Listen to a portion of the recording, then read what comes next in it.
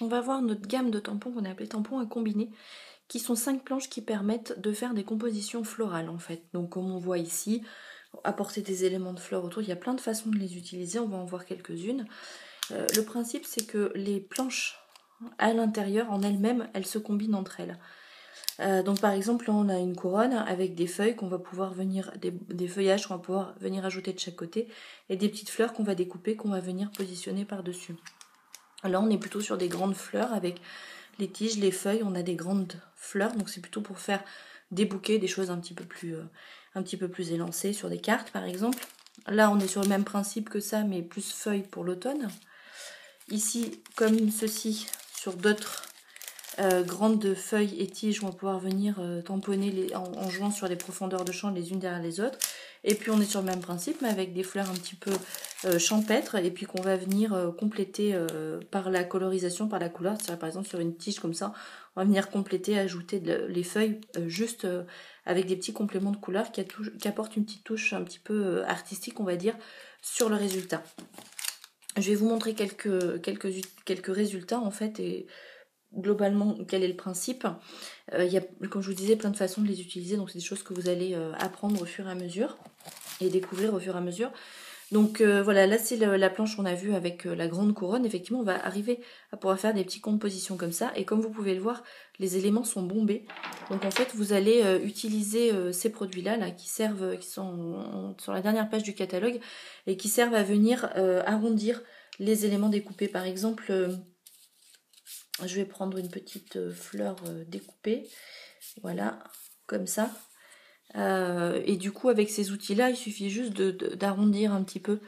Vous voyez, sur ce tapis mousse qui est bien dur, qui permet de donner la forme. Alors, soit on va le donner dans un sens, hein, soit on va le donner dans l'autre, en fonction de ce que vous voulez. Voilà. Et vous allez pouvoir donner du volume à vos fleurs pour pouvoir faire une composition. Alors, pas seulement à plat, mais vraiment avec tout ce côté arrondi qu'on peut retrouver sur les fleurs. Donc là, par exemple, c'est parti du tampon couronne avec les fleurs. Là, c'est juste des feuilles qui sont utilisées, mais qui ont été tamponnées plusieurs fois pour apporter ce côté feuillu, en fait, on va dire.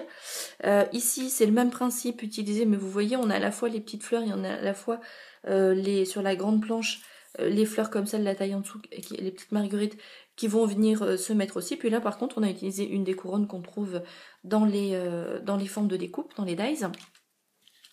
Et puis ça va marcher aussi, vous voyez, pour des décorations en volume. Donc là, les petits lampions, c'est un mélange de plein de fleurs. On a aussi les grandes fleurs, les fleurs de lys, etc.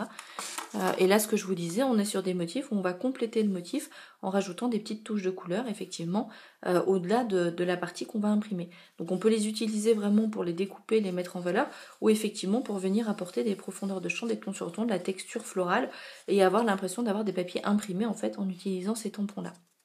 Donc rapidement, pour bien comprendre comment ça fonctionne, ce que vous allez faire, c'est que vous allez effectivement commencer par tamponner toute la partie feuillue, donc tous les éléments en fait où on voit c'est plutôt difficile à découper.